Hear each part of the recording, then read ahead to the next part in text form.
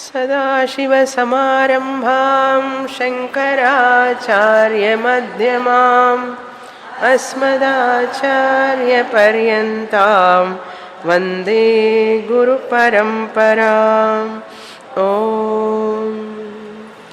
8వ అధ్యాయం 7వ శ్లోకం. తస్మాత్ సర్వేషు కాలేషు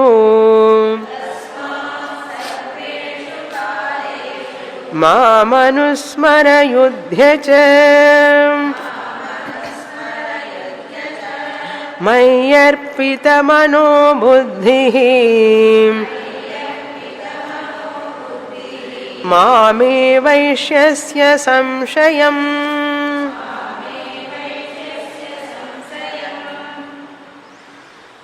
కృష్ణ పరమాత్మ అర్జునుడికి 7 ప్రశ్నలకి సమాధానం చెప్తున్నారు.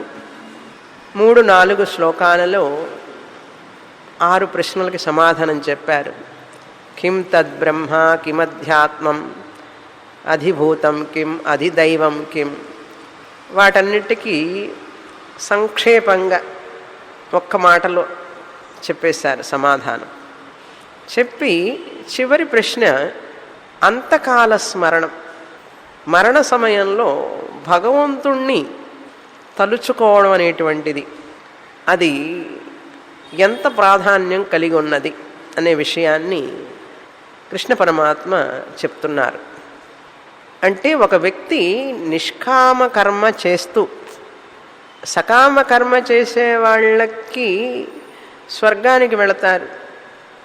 యజ్ఞయాగాలు సకామంగా చేస్తే పుణ్యం సంపాదించుకుంటారు, కృష్ణగతి ద్వారా స్వర్గానికి వెళతారు అని చెప్తారు. కానీ ఇక్కడ మనం తెలుసుకునే విషయం ఏమిటంటే సకామ కర్మ చేసే వాళ్ళ గురించి కాదు, ఇక్కడ ఉపాసన చేసే వాళ్ళ గురించి. నిష్కామ ఉపాసన, భగవంతుణ్ణి ధ్యానించడం నిష్కామ ఉపాసన. ఆ ధ్యానించేటప్పుడు అందులో మళ్ళీ 2 రకాలు. భగవంతుణ్ణి ధ్యానిస్తూ కూడా జీవితాంతం కూడా భగవంతుడి యొక్క సగుణ రూపాన్నే ధ్యానిస్తూనే ఉంటారు. రామరూపము, కృష్ణ రూపము, ఏదో ఒక రూపాన్ని ధ్యానిస్తూనే ఉంటారు మరణ పర్యంతం. కొంతమంది నిష్కామ భక్తులు ఏం చేస్తారంటే కొంతకాలం భగవంతుణ్ణి ఇష్టదైవంగా పూజించి ఆరాధించి ధ్యానం చేసి ఆ సంస్కారం వలన వాళ్ళకి గురువు లభించడం, శరీరం మనస్సు ఇంద్రియాలన్నీ కూడా మనస్సు సూక్ష్మ బుద్ధి కలిగి ఉండడం వలన వాళ్ళకి ఈ భగవంతుడి నిజస్వరూపాన్ని తెలుసుకోవాలనే కోరిక కలగడం, ఆ గురువు దగ్గరికి వెళ్ళి శాస్త్రం చదవడం, అంటే నిష్కామ ఉపాసన నుంచి దాటి జ్ఞాన యోగానికి వస్తారు. ఆ నిష్కామ ఉపాసన ఫలం వలన చిన్నగా వాళ్ళు గురువు దగ్గరికి శాస్త్రం దగ్గరికి వస్తారు.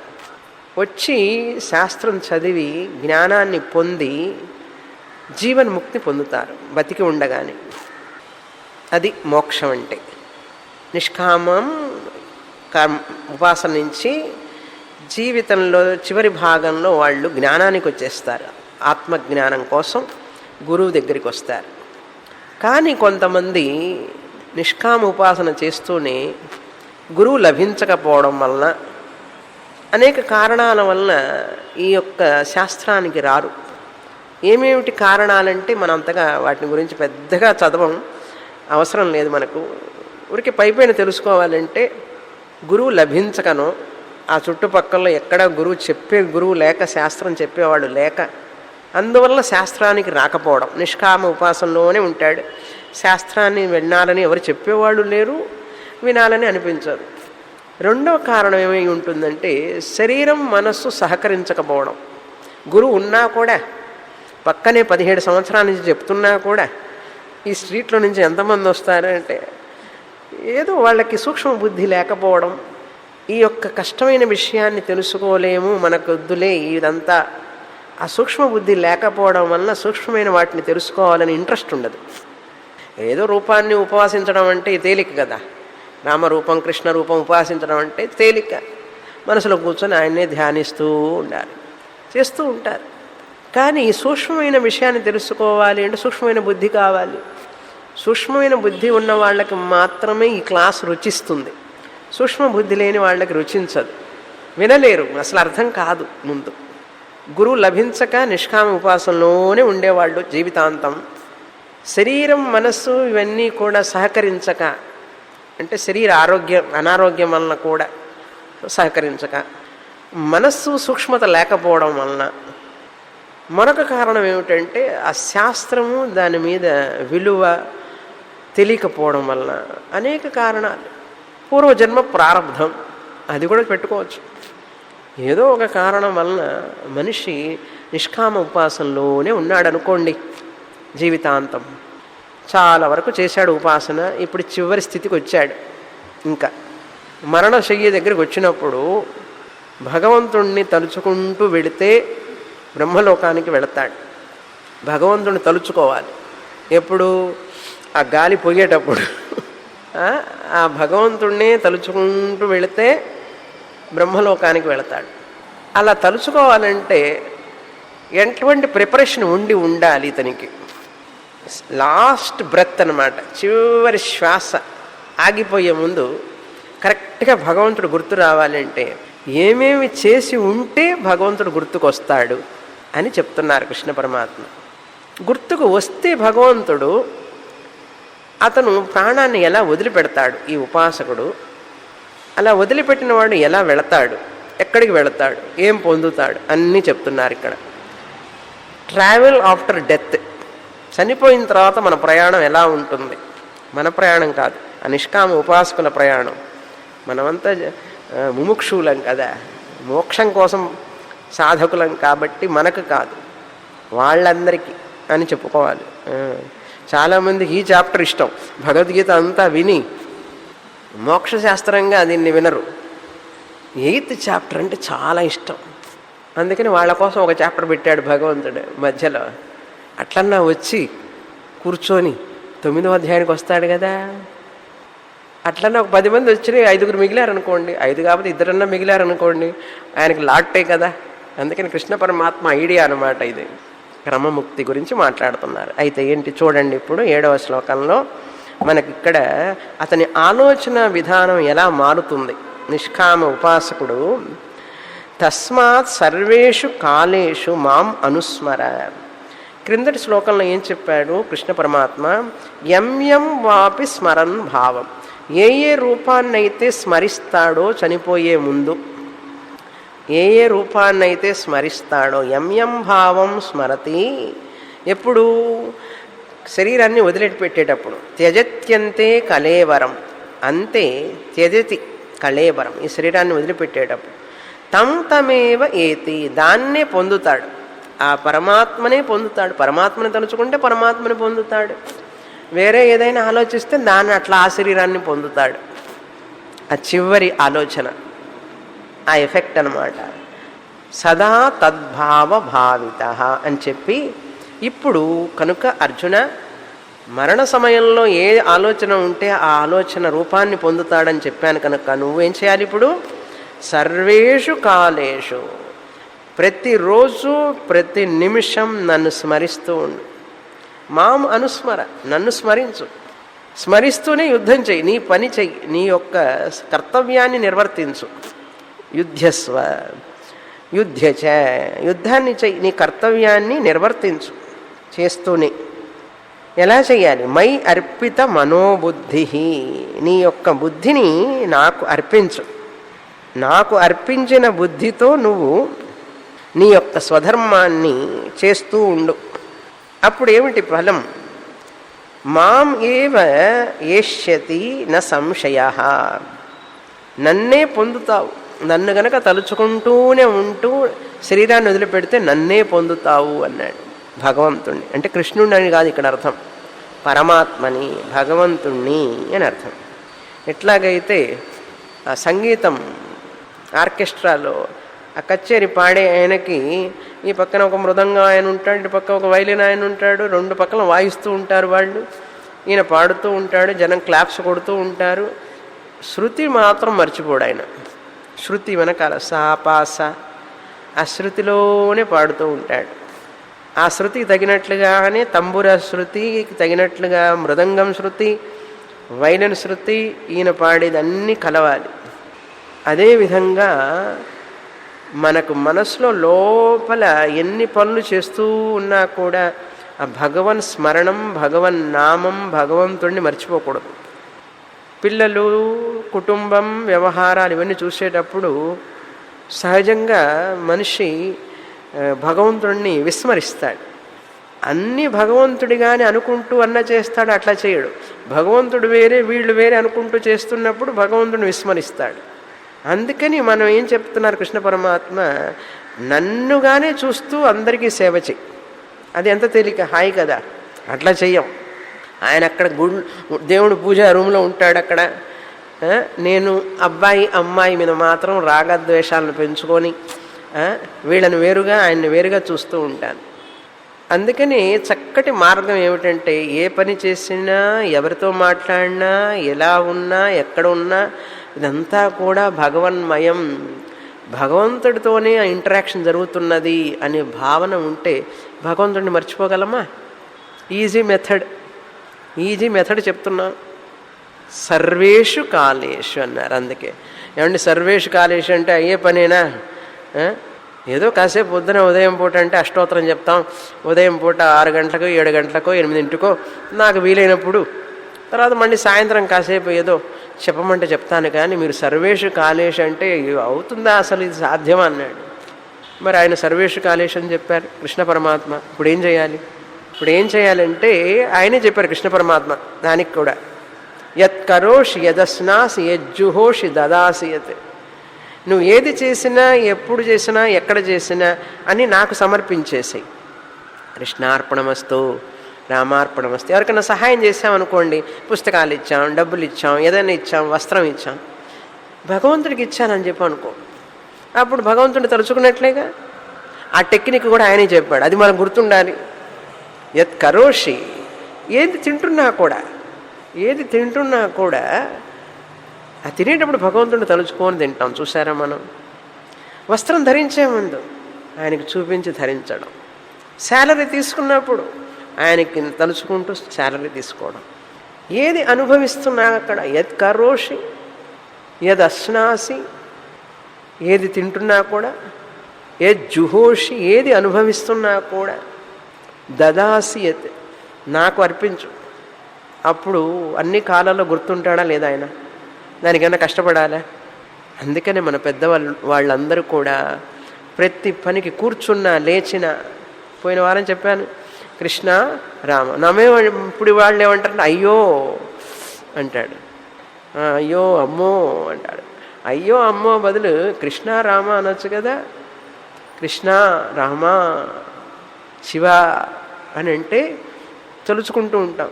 తస్మాత్ సర్వేషు కాలేషు మాం అనుస్మర, వంట చెయ్యి అన్నాడు. అక్కడ యుద్ధచ, ఇక్కడ ఏం చెప్పాలి? ఆడవాళ్ళకి, గృహిణులకి వంట చెయ్యి. మాం అనుస్మర, వంట చెయ్యి, నన్ను అనుకుంటూ వంట చెయ్యి. అట్లాగే ఆఫీసు పని చెయ్యి, ఏదైనా సరే.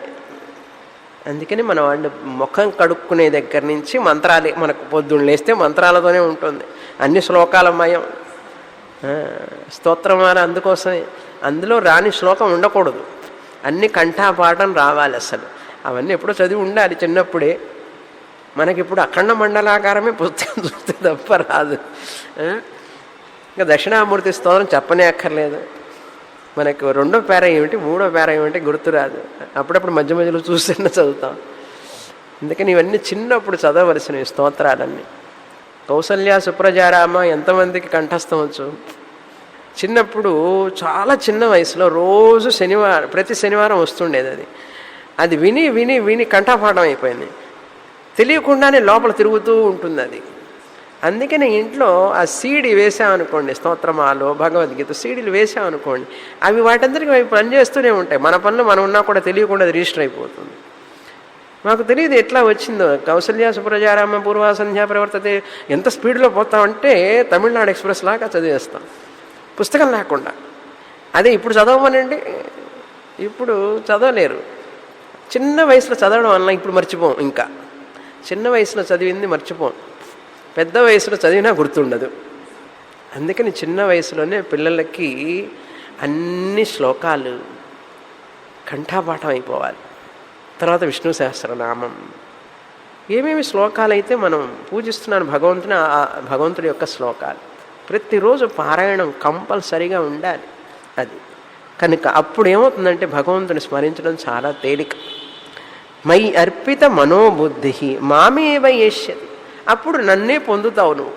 ఎందుకంటే చాలా సులభం నన్ను తలుచుకోవడం మరణకాలంలో. ఎందుకంటే ప్రతిరోజు ప్రతి నిమిషం నన్నే అనుకుంటున్నావు కాబట్టి అది సబ్కాన్షియస్లోకి వెళ్ళిపోయింది. అప్పుడు నీ ప్రయత్నం లేకుండానే, పోయిన వారం చెప్పాను కదా అప్పయ్య దీక్షితుల గురించి, ఆయనకేమొచ్చింది, శివస్తోత్రం వచ్చేసింది. ఉన్మత్త స్తోత్రం అని పేరు. అతి భీషణ కటు భాషణ యమకింకర పటలీ కృతతాడన పరిపీడన మరణాగమ సమయే. చెప్తాను పూర్తిగా, తర్వాత శ్లోకం చదివి చాలా బాగుంటుంది. ఆ పాట అది వేరు స్తోత్రం. 8వ శ్లోకం ఇంతవరకు పోయిన వారం చూసాం. 8వ శ్లోకం అభ్యాసయోగయుక్తేన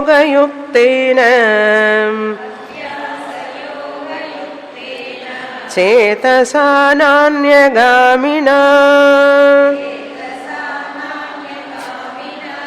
పరమం పురుషం దివ్యం యాతి పార్థానుచింతయన్.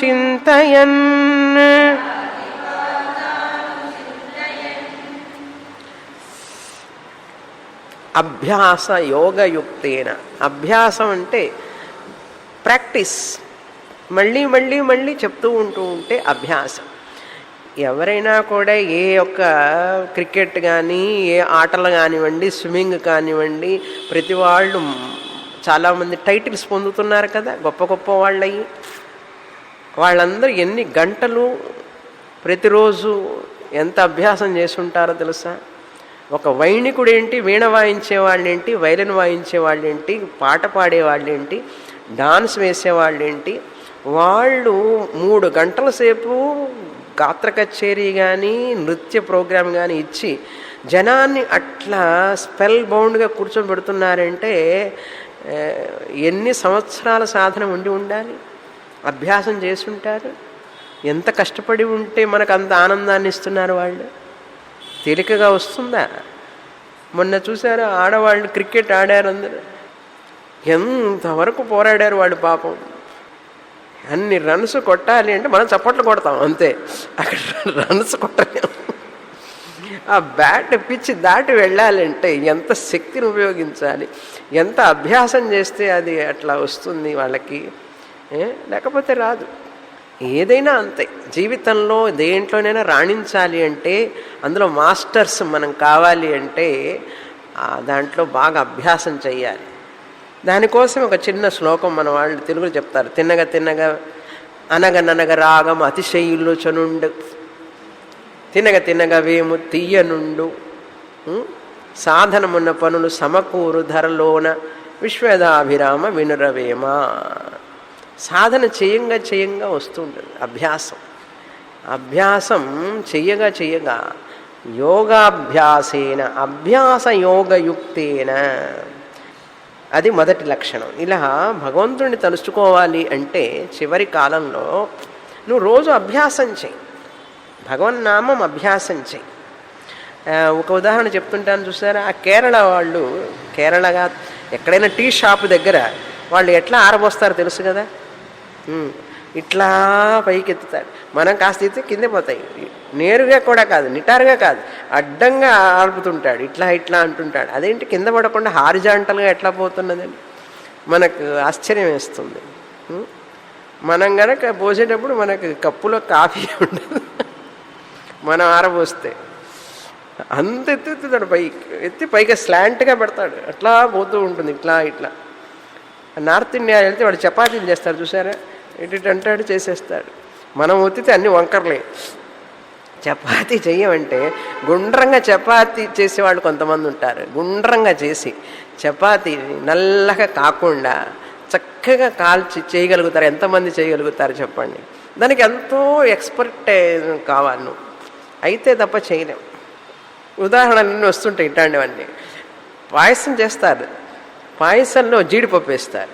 ఆ జీడిపప్పు వేయిస్తారు ముందు నెయ్యిలో వేయించే ముందు అది నల్లగా కాకుండా ఎంతమంది ఆడవాళ్ళు స్త్రీలు పాయసంలో వేయగలరు చెప్పండి? అభ్యాసం. ఎందుకంటే మనసు ఎక్కడో ఉంటుంది, నల్లగా ఉంటుంది, ఒక పక్కంతా నల్లగా ఉంటుంది. జీడిపప్పు పాయసంలో వేయడం గొప్ప కాదు, అది దోరగా వేయించాలంటారు. రెడిష్గా ఉండాలంతే, బ్లాక్గా కాకూడదు. చేసి చూడండి ఒక్కసారి, అది పెద్ద ప్రాక్టీసే. నల్లగా చేసుకొని కార్బన్లాగా తింటారు ఇక జీడిపప్పులు. నువ్వు అవి వేయకపోయినా పర్వాలేదు, ఆ జీడిపప్పులు అవి బాగా ఉట్టివి తింటేనే మంచిది. ఇంకా కొంతమంది కిస్మిస్లు కూడా వేయించి నల్లగా చేసి వంట చేసే లక్షణం అన్నమాట. ఎందుకంటే శ్రద్ధ ఉండదు, ఎందుకంటే సీరియల్ అయిపోతుంది, ఇక్కడ సీరియల్ వస్తుందని. అందుకని మన అమ్మమ్మలు తాతయ్య బామ్మలు చేసినట్టుగా వంట చేసేవాళ్ళు లేరు ఇప్పుడు. ఎందుకు చెప్తున్నానంటే శ్రద్ధ. ఇది నేను చేస్తే 10 మంది తినాలి, ఆ తింటే తిన, లేకపోతే లేదంటే మనం చేసే పని మీద శ్రద్ధ కావాలి, అభ్యాసం. అది ఎంత చక్కగా చేస్తున్నాం, ఒక పని చేసినా కూడా చక్కగా చేయాలి. అంతేకాని ఎడాపెడాగా చేయకూడదంటారు, చూసారా? ఎడాపెడాగా చేయకూడదంటారు. దానికి ఒకటే మార్గం, అష్టాంగ యోగం. ఎంతో డిసిప్లిన్ ఉంటే పనులు చక్కగా చేస్తాం. స్కిల్ఫుల్నెస్. యోగ కర్మసు కౌశలం అంటారు. కౌశలం కావాలి మనిషికి, అభ్యాసం వలన వస్తుంది. అందుకని భగవన్నామం చెప్పేటప్పుడు కూడా ఆ భగవంతుని రూపాన్ని తలుచుకుంటూ భగవన్నామం జపిస్తూ ప్రతి పని చేసేటప్పుడు అందరిలో భగవంతుడి రూపాన్ని చూస్తూ ఉంటే నీకు కోపం, తాపం, ద్వేషం, రాగం ఇవన్నీ ఎట్లా వస్తాయి? అసలు భయం ఎట్లా వస్తుంది? చింత, భయము, అనుమానాలు ఇవన్నీ ఎట్లా వస్తాయి? ఈ చింత, భయము, రాగాలు, ద్వేషాలు, అసూయలు, ఈర్ష్యలు ఇవన్నీ కూడా అనారోగ్యానికే కదా. అవన్నీ అనారోగ్యానికి దారితీస్తాయి. పేపర్లో ఒక ఆర్టికల్ చూసారా? నిన్ననో ఇవాడ వచ్చింది. ధనవంతులందరికీ డయాబెటీస్ వస్తున్నదట. ధనవంతులకు ఎక్కువగా. ఎందుకయ్యా అంటే డబ్బులు ఎక్కువ, టెన్షన్. కనుక మనిషి ఆరోగ్యంగా ఉండడానికి ఏం కావాలి, ఎంత కావాలి, ఏం చేయాలి? ఏం భగవంతుడిని కూడా స్మరించకుండా, భగవంతుడి ధ్యానం కూడా లేకుండా అంత ఏం సంపాదించాలి? దేనికి? ఈ చిన్న పొట్టకి. అది పైకి పోలేదు, కాస్త తింటే గాలి ఆడదు, కొంచెం ఎక్కువ తింటే మోషన్స్కి పోతుంది. ఈ కాస్త పొట్ట కోసం అంత పరుగులా? తినడానికి కూడా టైం లేనంత పరుగులు. తినడానికైనా సంపాదిస్తున్నావు కానీ తినడలేవు సరిగ్గా. ఏమంటే టైం లేదండి అన్నాడు. మరి దేనికి సంపాదిస్తున్నావు? తినడం కోసమే, కానీ తినడానికి టైం లేదు. హాయిగా నిద్రపోవడానికి ఏసీ కొనుక్కున్నాను, బెడ్ కొనుక్కున్నాను, డబ్బులు సంపాదించాను, ఉద్యోగం చేశాను, కానీ నిద్ర పట్టడల్లా. ఇట్లా ఉంటుంది. ఎందుకంటే భగవంతుడు 50% ఉండాలి జీవితంలో. 50% చిన్నప్పటి నుంచే 50% భగవచ్చింతన. ఉదయం సాయంత్రం భగవచ్చింతన, భజను, భగవద్ధ్యానం, భగవచ్చింతన, భగవంతుడికి సంబంధించిందే ఉండాలి. కొంచెంసేపు 50% లైవ్లీహుడ్ సేక్. తర్వాత 40-50 ఏళ్ళు వచ్చినప్పుడు ఏం చేయాలంటే 75% భగవంతుడు, 25% డైలీ రొటీన్. ఇంకా 60-70 వచ్చినప్పుడు ఏం చేయాలంటే ఇది ఆల్మోస్ట్ కట్. మార్నింగ్, ఈ ఆఫ్టర్నూన్ తింటూనే కూర్చోకూడదు. లైవ్లీహుడ్ కోసం మనకు 90% భగవంతుడు, 10% కృష్ణ, రామ అనుకుంటూ కూర్చో. ప్రశాంతంగా ఉండే, హాయిగా ఉండొచ్చు కదా. అది ఇంటెలిజెంట్గా ఉండేవాళ్ళు, వివేకవంతులు జీవితాన్ని చక్కగా మలుచుకుంటారు. అవివేకులు ఏం చేస్తారంటే ఏ వయసులో ఏం చేయాలో వాళ్ళకు తెలియదు, అందువల్ల వాళ్ళు కష్టపడతారు. అందుకని ఈ అభ్యాసం అనేటువంటి ఇది యోగ బలేన అన్నారు. యోగ బలం అంటే అష్టాంగ యోగ బలం. చూడండి, అష్టాంగ యోగం ఎంత వివరంగా చెప్పబడింది. పుస్తకాలు అందరూ తీసుకున్నారా? అష్టాంగ యోగం ఎంతమంది చదివారు? తీసుకున్నామండి. ఎంతమంది చదివారు ఆ పుస్తకం? అది చదివి అభ్యాసం చేయాలి. కనుక ఆ అష్టాంగ యోగం అనేది చెప్తున్నా. యోగ బలేన ఫస్ట్ అనుచింతయన్ పురుషం, మొదటి అభ్యాసం. పురుషం అనుచింతయన్. పురుషం అంటే ఈ యొక్క శరీరంలో ఉన్నటువంటి భగవంతుణ్ణి, పరమాత్మని. శరీరం అంతా వ్యాపించి ఉన్నాడు ఆయన చైతన్య రూపంగా.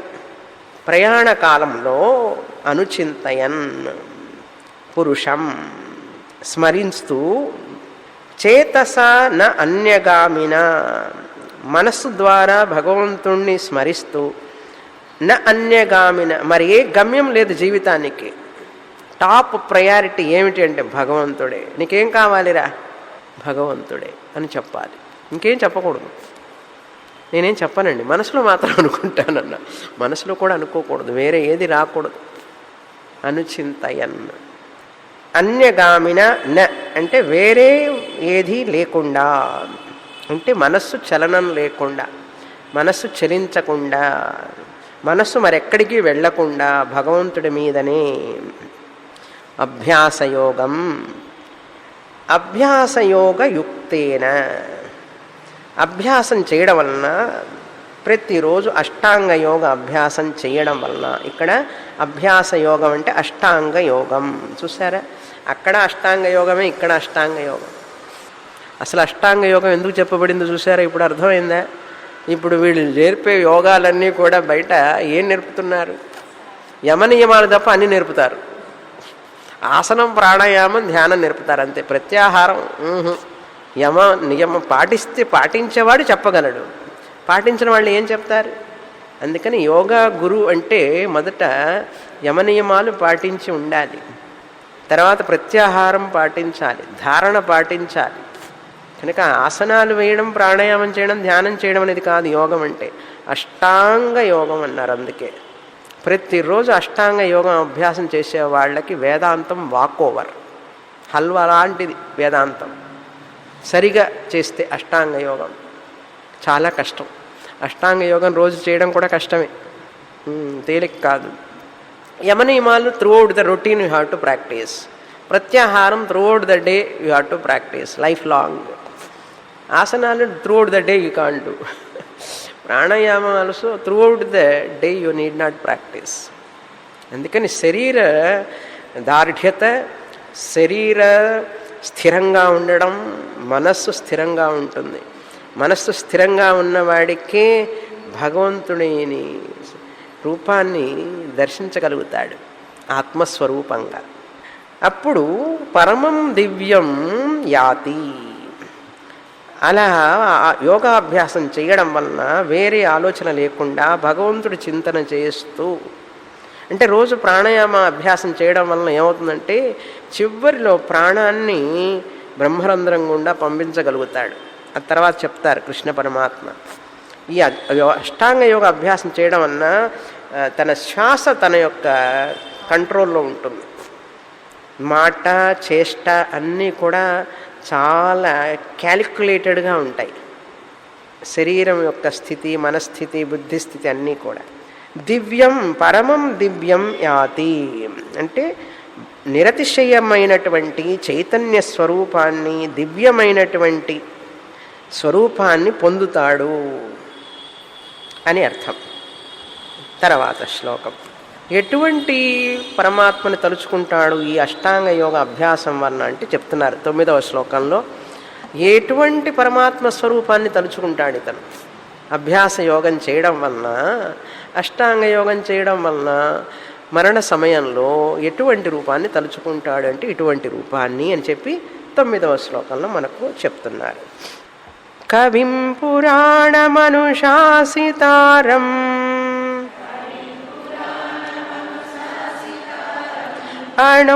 అణోరణీయాన్ సమనుస్మరేద్యః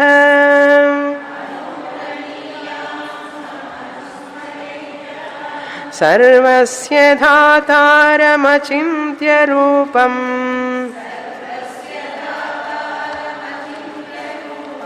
ఆదిత్యవర్ణం తమసః పరస్తాత్.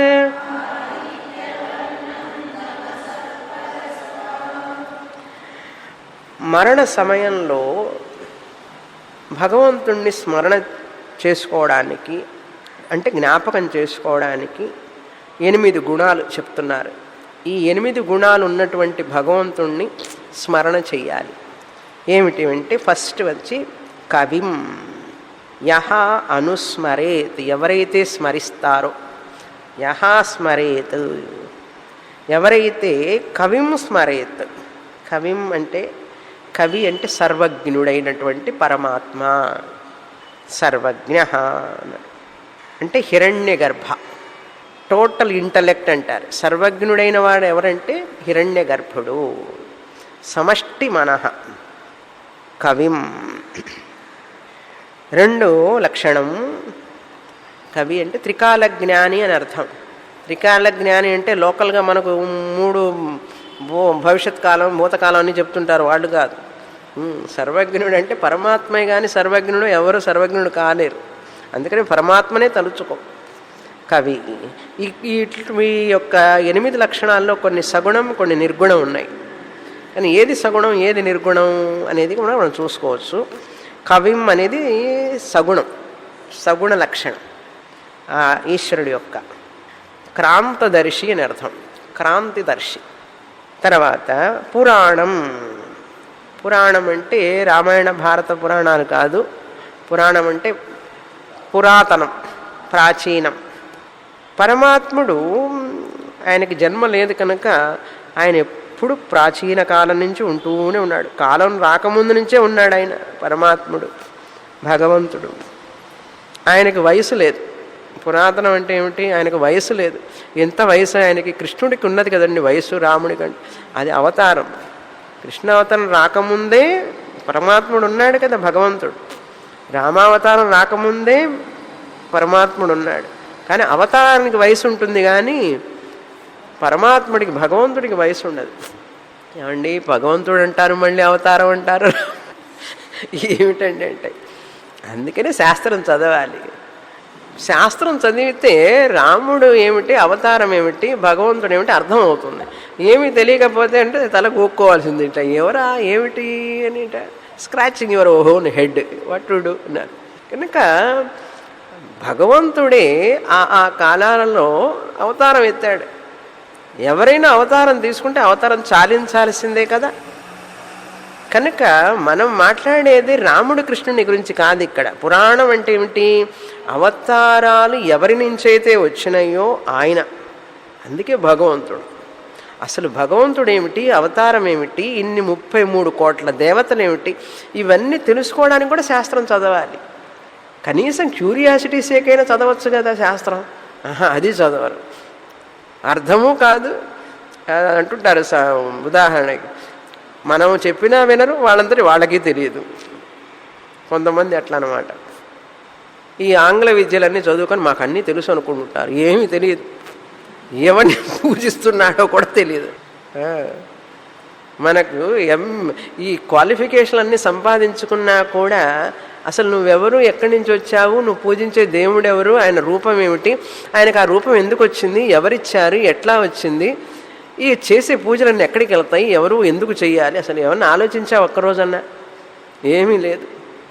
అందుకని కొంచెం వివేకం కావాలి మనిషికి. మనిషికి వివేకం కావాలి. తనకు కొన్ని తెలియని విషయాలు ఉన్నాయి, నేను ఇవి తెలుసుకోవాలి. ఆ తెలుసుకోవాలనడానికి కొంచెం మనిషికి ఇది కావాలి, ఏది హ్యూమిలిటీ కావాలి. అసలు నాకు తెలియదని అనుకోవడానికి కూడా కొంచెం హ్యూమిలిటీ కావాలి. అది కష్టమే. నాకు తెలియదని నాకు తెలిసినప్పటికి కూడా నాకు తెలియదని ఎవరికి తెలియకూడదు. అవునా? ఇవన్నీ ప్రాబ్లమ్స్, ఈగో ప్రాబ్లం అనమాట. నాకు తెలియదని నాకు తెలిసినప్పటికీ నాకు తెలియదని ఎవరికి తెలియకూడదు. తెలిస్తే ఏమైంది? నీకు తెలియదని నీకు తెలిసినప్పుడు వాళ్ళకి మాత్రం తెలిస్తే ఏమైంది? సత్యాన్ని ఎందుకు దాచుకోవాలి?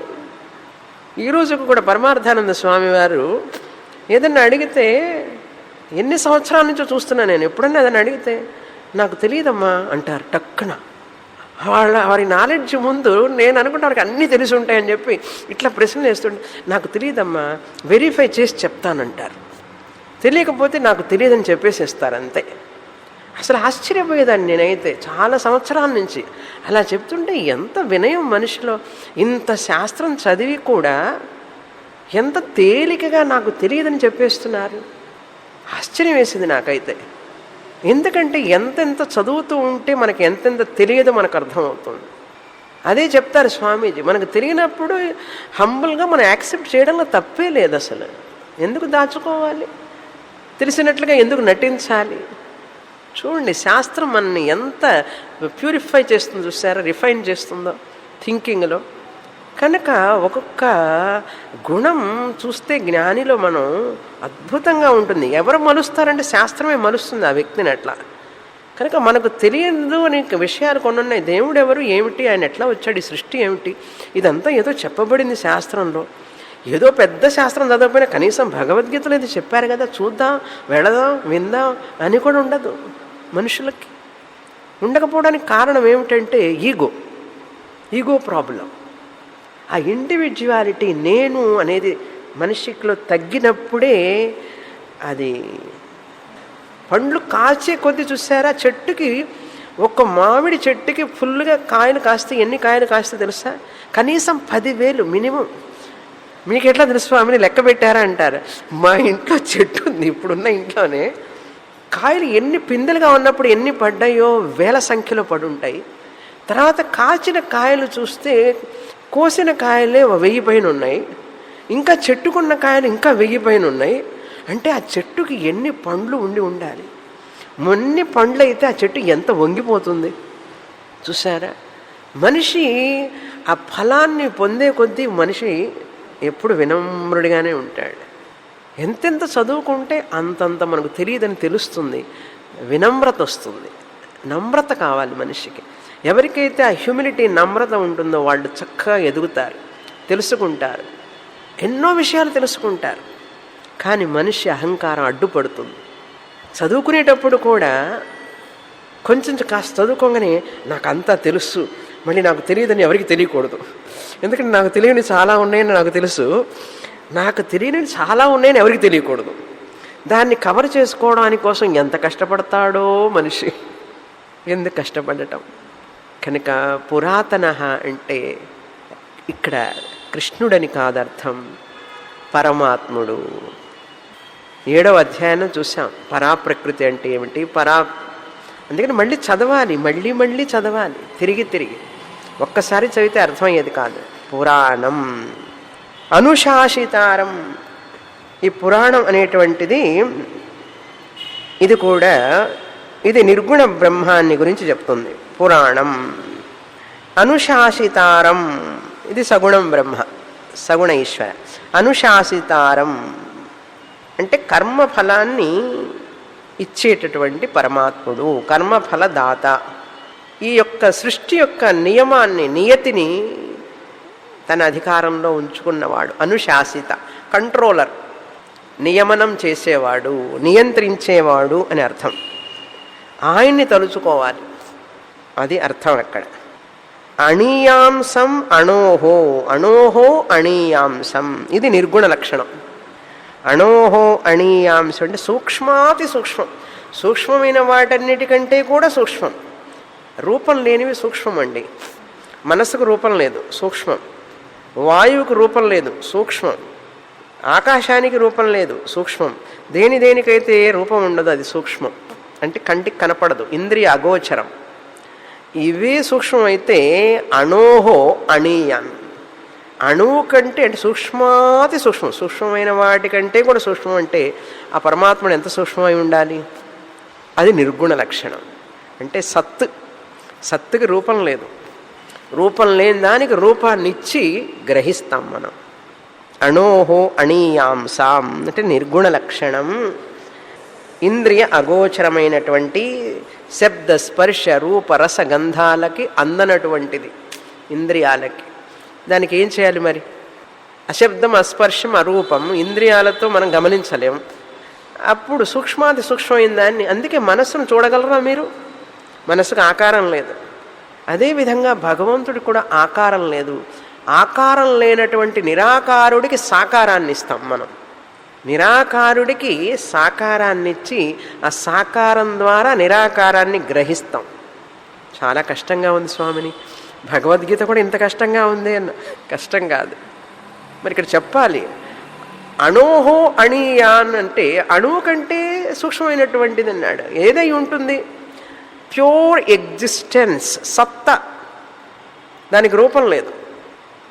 ఇందాక చెప్పాను, భక్తి అనేది భావన, భావనకి రూపం లేదు.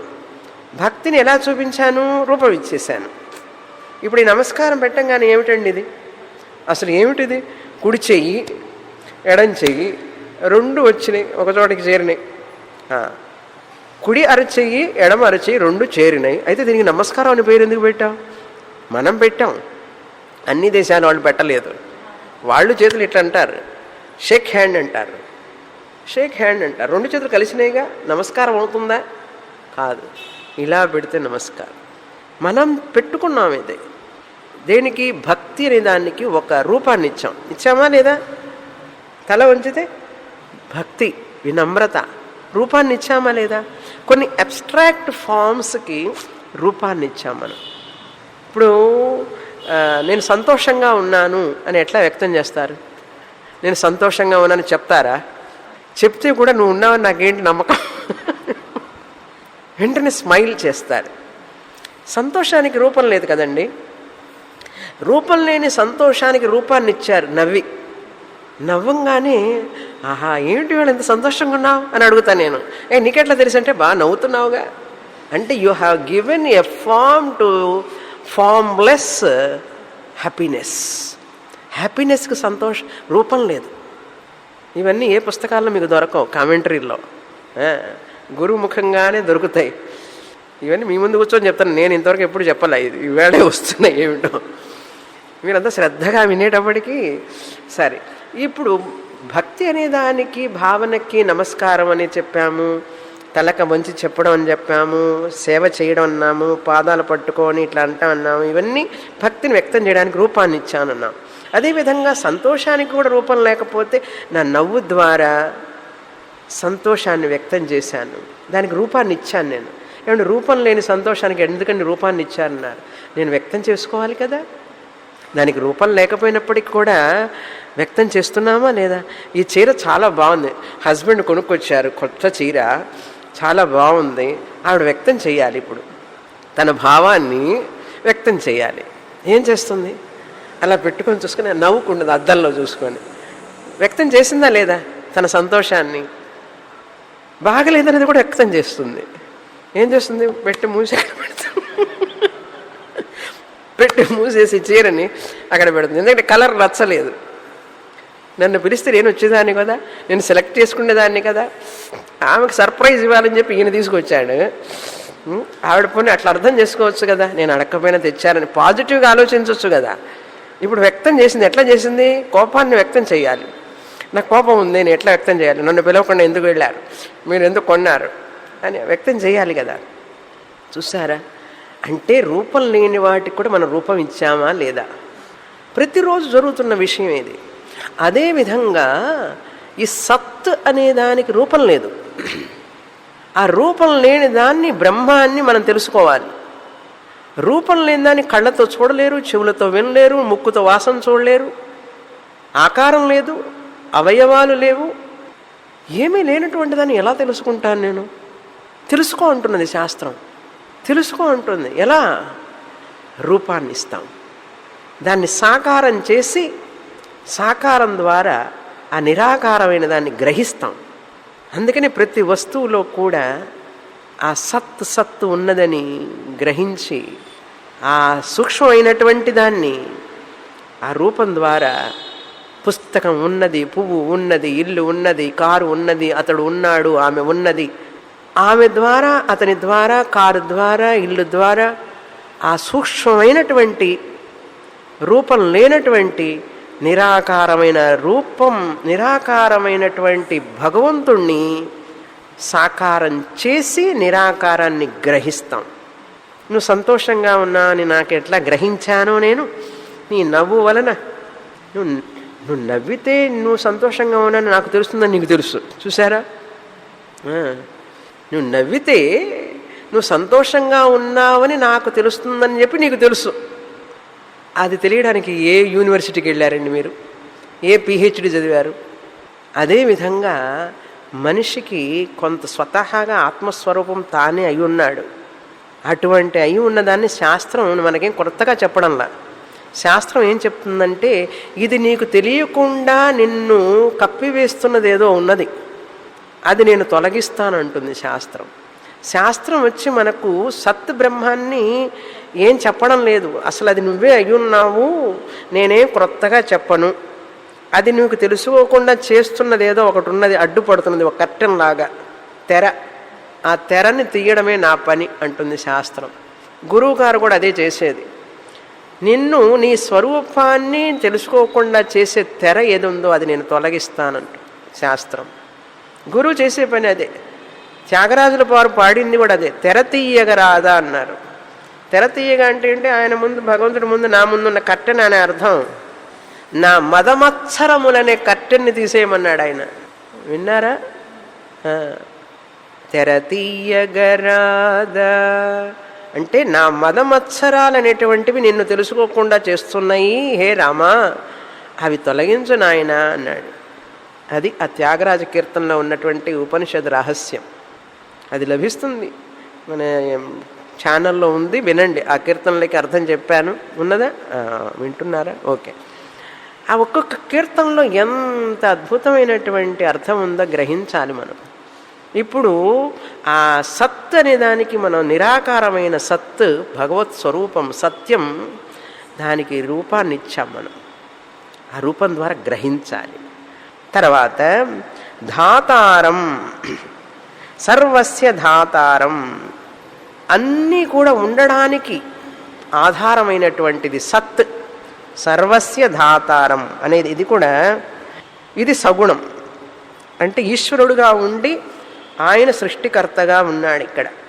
సర్వస్య ధాతారం, సత్తా, సత్తుకి మనం రూపం ఇచ్చి ఆ రూపం ద్వారా ఈశ్వర అని ఒక రూపాన్ని ఇచ్చి ఆయన ఈ సృష్టికి కారణభూతుడైనాడు అని అర్థం. ధాతారం సర్వస్య. సత్తు లేకపోతే ఏముంటుందండి? మనం చూసేవన్నీ ఉన్నవి చూస్తున్నామా, లేనివి చూస్తున్నామా? ఆ ఉన్నది ఏదో అదే భగవంతుడు. ఆ ఉండడం అనేదే భగవంతుడు. చూసారా? ఏమండి, మాకు ఈ భగవంతుడు తెలియదండి, మాకు తెలిసిన భగవంతుడు వేరే అన్నాడు. ఎవరు వేరంటే, నీ దేవుడు గొప్ప, నా దేవుడు గొప్ప అంటాడు. ఆయన అంటాడు, ఎవరు గొప్ప ఏమిటి అసలు, నేనే అంతా ఉన్నది అంటాడు ఆయన. ఇది తెలుసుకోక పోట్లాడుకుంటుంటారు, కొట్టుకుంటుంటారు జనాలు దేవుడి పేరుతో. కనుక దేవుణ్ణి సరిగా తెలుసుకోకపోతే మనిషిలో ఇంకా అజ్ఞానమే ఉంటుంది. ఆ దేవుడు కూడా భయకారణమే అవుతాడు, భయానికి కారణం అవుతాడు. అందరూ దేవుడిని చూసి భయపడుతున్నారా లేదా? భయపడుతున్నారా లేదా? ఎందుకు భయపడుతున్నారో తెలుసా? అసలు ఆయన ఎవరో తెలియకపోవడం వలన భయపడుతున్నారు. ఆలోచించి చూడండి ఒకసారి. అసలు దేవుణ్ణి చూసి భయపడాలా, దేవుణ్ణి చూసి ప్రేమించాలా? దేవుడు అనే పేరు విని భక్తి ప్రేమలు పెరగాల, భయం పెరగాల? మీరే ఆలోచించుకోండి. నెక్స్ట్ వీక్ చెప్పండి, ఇప్పుడు వద్దు, నాకేం చెప్పొద్దు, మీరే ఆలోచించుకోండి. ఇట్లా వేసుకోవడం ఏమిటి అర్థం? భయం. నమస్కారం చెయ్యి, చెంపలు ఎందుకు వాయించుకుంటావు? కనుక అజ్ఞానం వలన ఆ భగవంతుడిని కూడా ప్రేమించలేవు నువ్వు. అర్థమైందా? భగవంతుడంటే భయం ఉన్నది కానీ భక్తి లేదు జనానికి. భగవంతుడికి కావాల్సింది నీ భక్తి, నీ భయం కాదు. పిల్లవాడు నిన్ను చూసి భయపడటం ఇష్టమా, నిన్ను చూసి ప్రేమించడం ఇష్టమా? మీ అబ్బాయి నిన్ను చూసి భయపడుతున్నాడు అనుకో, అమ్మో అమ్మో అమ్మ అమ్మ అంటే భయపడుతుంటే నీకు ఎట్లా ఉంటుంది? నీ నుంచి పారిపోతుంటాడు వాడు, భయపడుతుంటాడు. అమ్మా అని వచ్చి కౌగిలించుకుంటే ఆనందిస్తావా? నిన్ను చూసి భయపడి పారిపోతే ఆనందిస్తావా? చాలు. ఓకే. అచింత్య రూపం. తర్వాతది నిర్గుణ లక్షణం. ఇది అచింత్యం అంటే మన ఆలోచనలకు అందనటువంటి రూపం. చింతనం అంటే మనస్సుకి చింతన చేస్తే ఆలోచన తెలిసేది. అచింత్యం అంటే మనస్సుకు కూడా అందనటువంటి రూపం. ఇప్పుడు ఇవన్నీ రూపాలు ఉన్నవి మనసుకు అందుతాయి, మనసుకు తెలుస్తాయి. కానీ ఆ రూపం లేనటువంటి నిరాకారమైనది మనసుకు అందదు. కనుక అచింత్య రూపం. అటువంటి ఆయన్ని తలుచుకోవాలట ఎప్పుడు? మరణ సమయంలో, ప్రయాణ సమయంలో. ప్రయాణం అంటే ఏ ఊరికి అనకండి, ఫైనల్ జర్నీ. తర్వాత ఆదిత్యవర్ణం. ఇది సగుణ లక్షణం.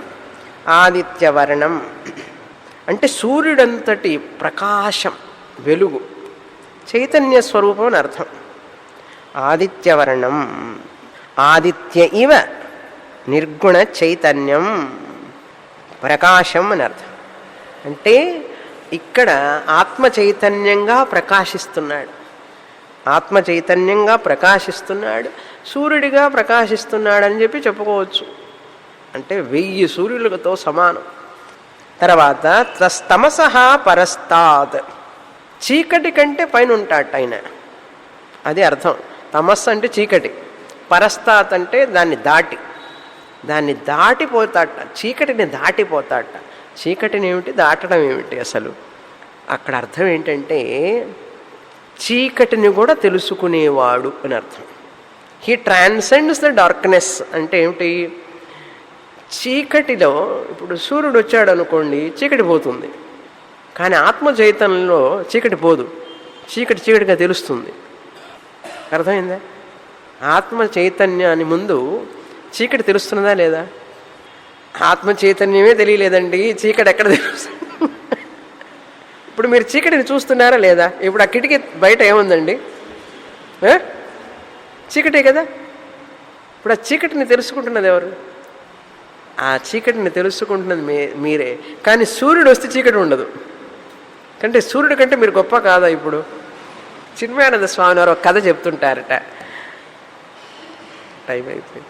ఏంటంటే ఎవరో చెప్పారట సూర్యుడితో, నిషాదేవి చాలా బ్యూటిఫుల్గా ఉంటుంది, చక్కగా అందంగా ఉంటుంది అని చెప్పారట సూర్యుడితో. ఆయన నిషాదేవిని పెళ్లి చేసుకుందాం అనుకున్నట్ట, చీకటిని. నిషా అంటే చీకటిని పెళ్లి చేసుకుందాం అని చెప్పి వెతుకుతున్నట్ట, ఎక్కడుందా అని. ఆయన ఎక్కడికి పోయినా చీకటి కనపట్టాల. ఎందుకంటే ఆయన ఎక్కడికి పోతే అక్కడ చీకటి పోతున్నది.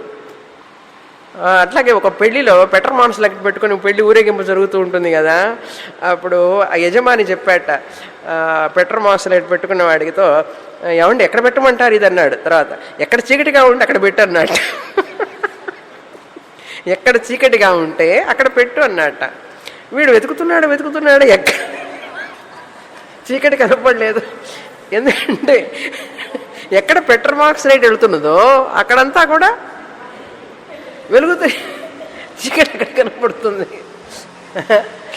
కనుక చీకటి అంటే ఏమిటి అని స్టడీ చేసింది ఎక్కడని తెలుసా? వేదాంత శాస్త్రంలోనే. ఇప్పుడు చీకటి ఉన్నదా లేదా? చీకటి ఉంటే తర్వాత చూద్దాం ఆ సంగతి. ఓకే, తమసః పరస్తాత్ అన్నారు. ఇటువంటి పరమాత్మని స్మరించాలి మరణ సమయంలో. అసలు 8 లక్షణాలు ఇవి తెలుసుకోవడమే పెద్ద కష్టం, ఇవన్నీ స్మరించాలట. ఇప్పుడే అర్థం కాలేదు. ఈయన గురించి ఏం స్మరించమంటారంటే బాగా తెలుసుకొని స్మరించు అన్నారు. చూసారా, భగవత్ చింతనం. అందుకనే దీన్ని ఏమంటారు? సత్ సంగం అంటారు. చూసారా, సత్ అంటే చైతన్యం, సద్బ్రహ్మ. సంగం అంటే అసోసియేషన్, దాంట్లోనే ఎప్పుడు ఉండడం. అందుకని సత్తు సంగం అని పేరు. ఇంగ్లీష్లో రాస్తే శాట్ శాంగ్ అవుతుంది. శాట్ శాంగ్ కాదు, సత్తు సంగ్ అన్నారు. సత్తుతో సంగం అన్నారు. మన సత్తు గురించి వింటున్నాం, మనస్సు చింతన చేస్తున్నది, ఆలోచిస్తున్నది. అద్భుతంగా మనస్సుని మనం ఈ విధంగా భగవత్ స్వరూపాన్ని తెలుసుకోవడం కోసం దాన్ని తయారు చేస్తున్నాం. అర్థమైంది కదా? అందుకని భగవంతుని స్మరిస్తూ ఉండండి. సర్వకాల సర్వావస్థల యందు కూడా భగవత్ స్మరణం. పూర్ణమదః పూర్ణమిదం పూర్ణాత్ పూర్ణముదచ్యతే పూర్ణస్య పూర్ణమాదాయ పూర్ణమేవావశిష్యతే. ఓం శాంతి శాంతి శాంతి. హరి ఓం. శ్రీ గురుభ్యో నమః. హరి ఓం.